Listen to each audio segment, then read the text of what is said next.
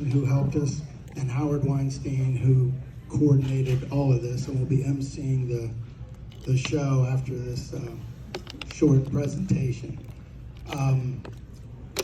Also, I'd like to thank everybody for so many condolences. We saw so many posts on Facebook, positive things about our brother, stories, phone calls, people sharing a lot with us. It was wonderful, and we asked for photos, and might I say, for a guy who said he didn't like his photo taken. Oh my gosh, we got photos of it, and we displayed a lot, not all, but a lot. But thank you all, and also a thank you. We arranged for an open bar, so please help yourself, toast our brother. And one more thing, he was known as Tom for the first half of his life, right? And then he decided to change to Alan, and we struggled with that as a family. And then all his published work said T.A. Chafin, so that was something different. But his friend Becky, one of his best friends in the world, Becky said she wasn't going to stand for the Alan thing, and she called him Tom Allen from that point forward. So she compromised, and maybe that's what we'll use today. So we want to share a little bit about Tom Allen's childhood and some of his interests through his life. He was the happiest little kid that you ever saw. So many family photos where he's smiling so big. And it was, our parents said he was easily the most photogenic of the three of us. But the happiness as a child just stood out. He glowed in every photo, through our entire childhood. There's a picture in Hawaii when he was in first grade, I think. That's Hong Kong, and that's another shot in Hong Kong. And we were a military family. We lived in 7 or 8 different places through our childhood, and we enjoyed traveling. It was a passion of everyone in our family. It was great. But as we grew up, we started to realize that our brother, Tom Allen, was a little bit different. He was unique in his own way. He was very intelligent, he was very inquisitive, and he was a sponge for information. And the thing that he would do, he would challenge people wherever we moved. Robin and I would just try to fit in with whatever new circle of friends we had. But our brother would challenge people on their breadth of knowledge on a particular subject, And I don't know if you've ever been on a guided tour, but there's sometimes someone on the tour group that will challenge the tour guide. I don't think that's correct. And so that was our brother. That's what he did, all the time. Anyway, so he learned quickly, very early in life. Our mom took us to the library at Bolling Air Force Base. We lived in Washington, D.C. And he learned his way around a library, would gather information, would absorb it, and use it. I mean, he loved libraries. And when he was in high school, he got a job at John Marshall Public Library. And to this day, he always said it was the best job he ever had. He was just extremely resourceful, very good at finding information, and just enjoyed that circle. I mean, a wealth of information in libraries. And so that's what he did. And our parents just were really impressed at how bright that he was, and how smart he was, and how much he could absorb, and he'd just go after information, and it was a great time. Now, his developing passions, in middle school and high school, science fiction, literature, movies, TV, drama, travel. I mean, these are the things that he loved the most. And on Diane's thing, a lot of those things are listed. Pretty cool.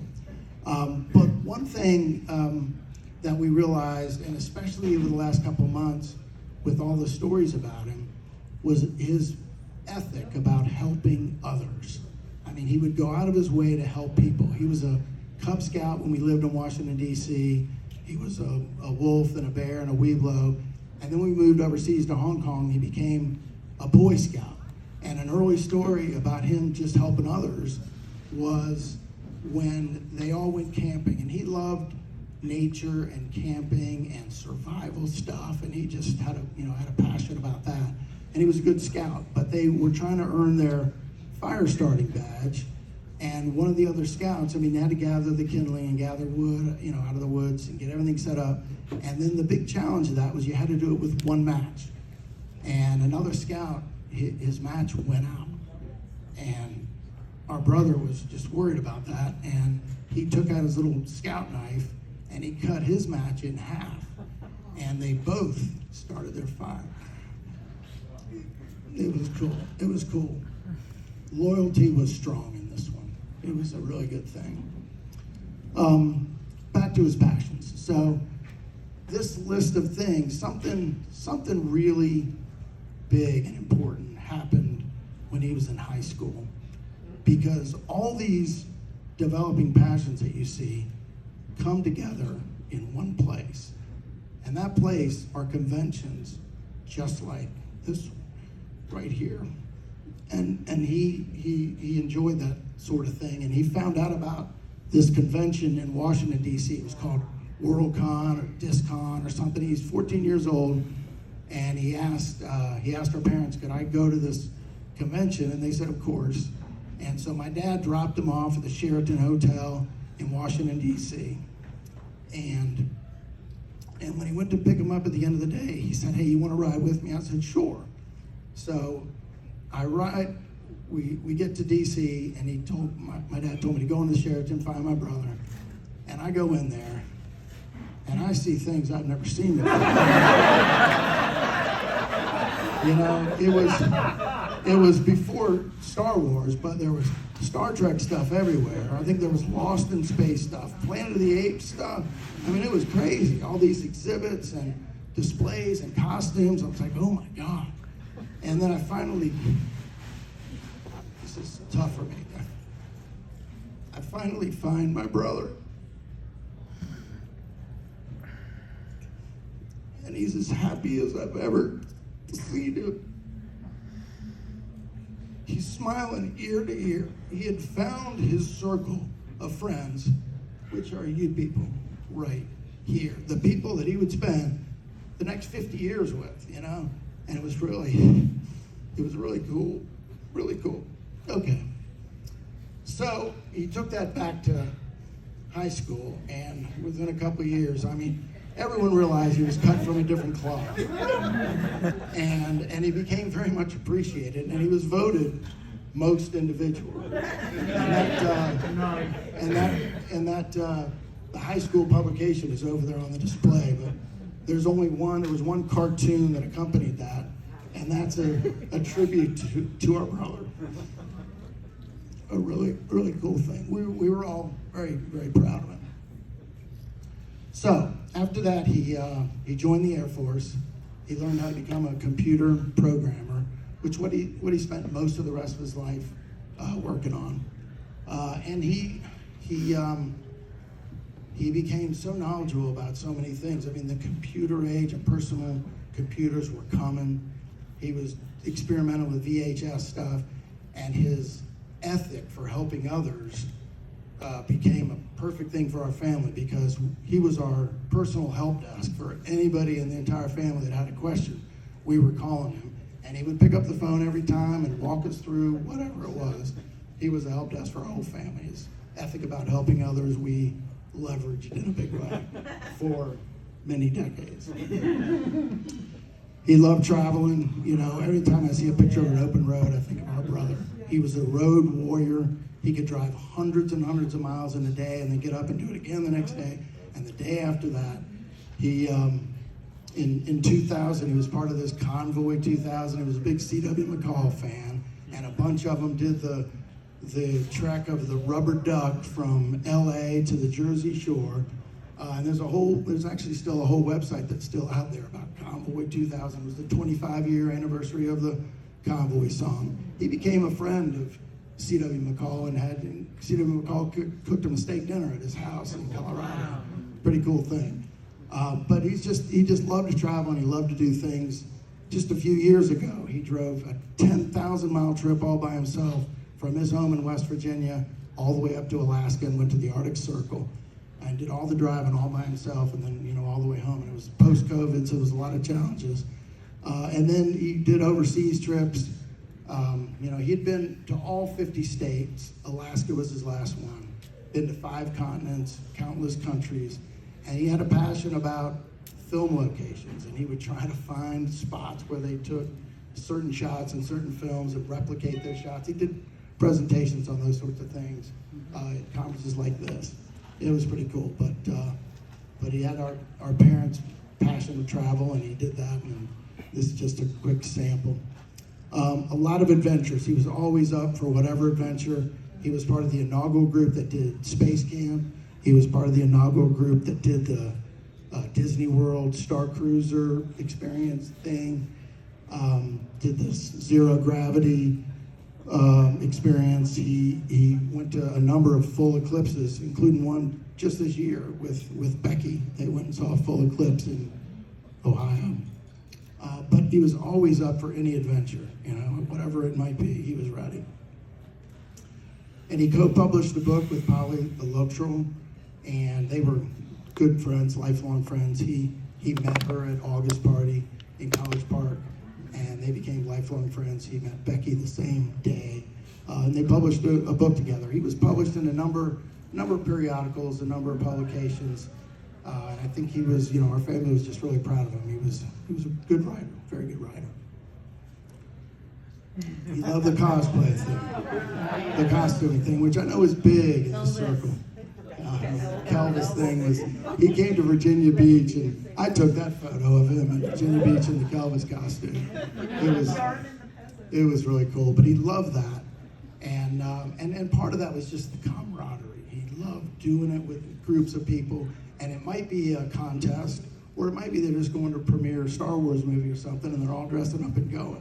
And it was just a fun thing for him. We remember our dad was at his house one day and opened his closet door and saw all these costumes in there and all these trophies on the shelf, and he said, "Son, I really don't understand why you do all this, but you seem to be pretty good at it." Which is a pretty funny story, and he told that story at our dad's funeral 9 years ago. It was cool.